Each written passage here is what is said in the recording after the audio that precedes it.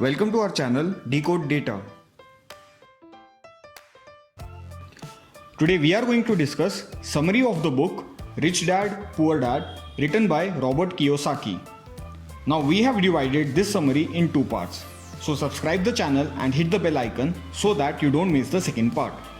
Also, this book teaches us how to be financially independent. So watch the video till the very end. Let's start with chapter 1, Rich Dad Poor Dad. The story of Robert Kiyosaki and Mike starts in 1956 in Hawaii, when both boys were 9 years old. The first get rich scheme was a counterfeit nickel making company. They made plaster molds of the nickel and melted lead toothpaste tubes and filled the molds to produce the nickels. Their plan was foiled by Mike's father, who informed the boys of their illegal activity. After that day, the boys dedicated their free time to learning about finance and economics from Mike's father, the rich dad.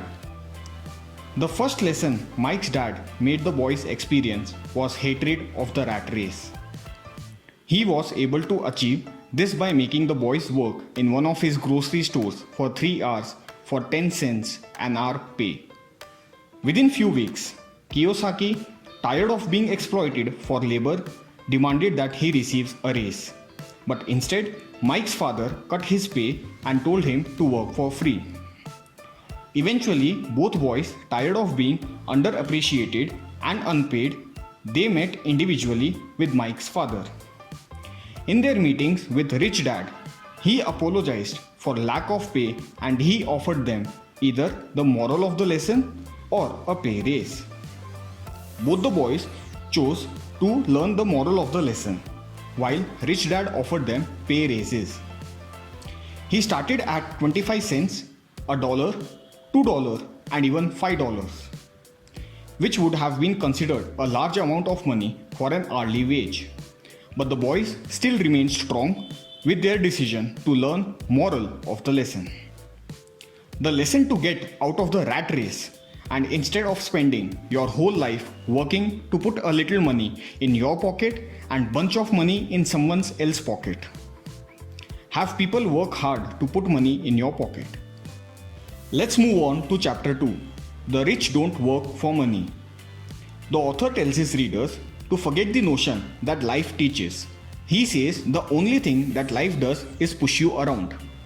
This chapter talks about people who are more comfortable in playing it safe because they were not taught early to take risk.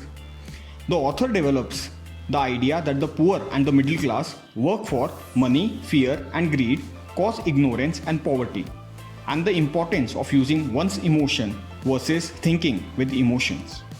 The author also stresses that opportunity in life come and go. The rich recognizes them instantly and turn them into gold bullions. Others do not see these opportunities because they are too busy seeking money and security. As the author says, well, that's all they are going to get. Let's move on to chapter 3. Why teach financial literacy? It's not how much money you make, it's how much money you keep. Rule number 1. You must know the difference between an asset and a liability and buy assets. Rich people acquire assets. Poor and middle class acquire liabilities they think are assets, Rich Dad says. The biggest challenge poor people have is knowing the difference between an asset and a liability. Knowing the difference between the two can help you become rich. So, what's the difference? An asset puts money into your pocket. A liability takes money out of your pocket. Assets add to your income. Liability adds to your expenses. And the job of a poor person pays you an income that then covers your expenses. The job of a middle class person pays you an income, then pays down the liabilities, then pays expenses. However, for a rich person, their assets pay them an income. For example, their assets may give them rental income, dividends, interest, or royalties.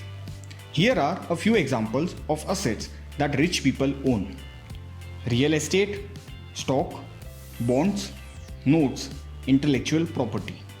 Here are a few examples of liabilities that the middle class own: mortgage, car loans, credit card debt, school loans. Professional success isn't directly tied to academic success anymore. Most students leave their school with limited financial literacy. Later in life, they find themselves struggling financially. What they need to know more than how to make money is to how to manage their money. This skill is called financial aptitude. Most people learn how to work hard instead of how to make money work hard for them. Taxes end up costing the poor and middle class in the long run. People often buy bigger homes to grow a family, and the property tax rises. People's salary increase over time, and so social security tax also sees a rise. And before long, their liabilities column is filled up with a mortgage and a credit card debt, thus trapping them in a rat race. The secret of knowing how to make money is simply about creating assets instead of liabilities.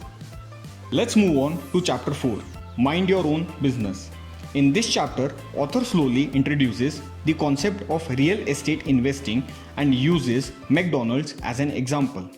He points out that McDonald's may not make the best hamburgers in the world, but owns the most valuable intersections and street in America. The author remarks that individuals need to mind their own business if they wish to become financially self-sufficient. They shouldn't mind their employer's business. They should strive for ways to become their own boss and nurture their own business.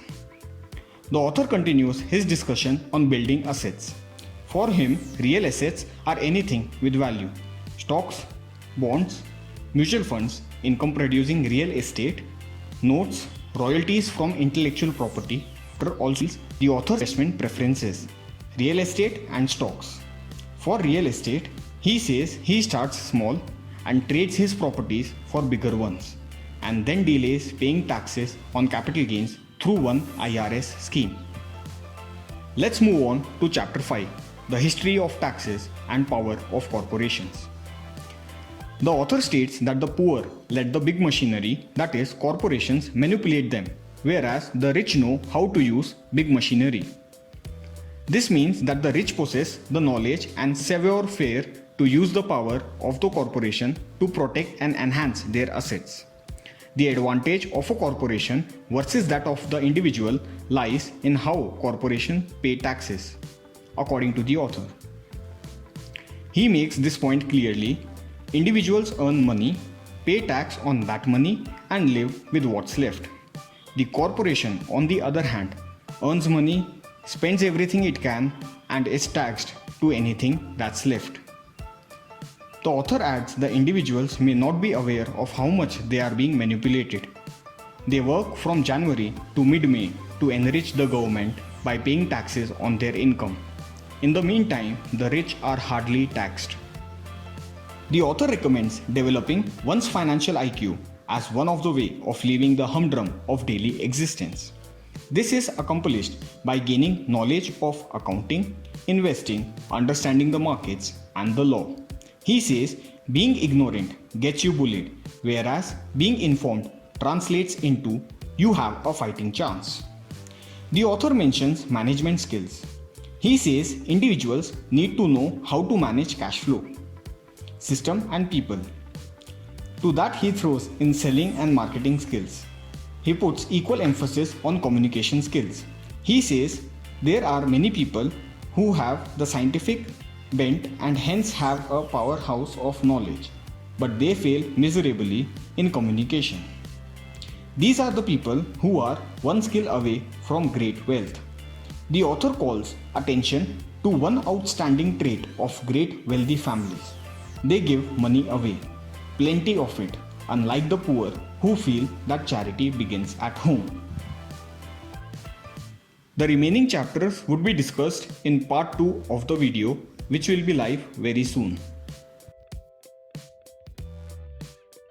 I hope you enjoyed the video. Like, share and subscribe the channel and hit the bell icon for latest updates.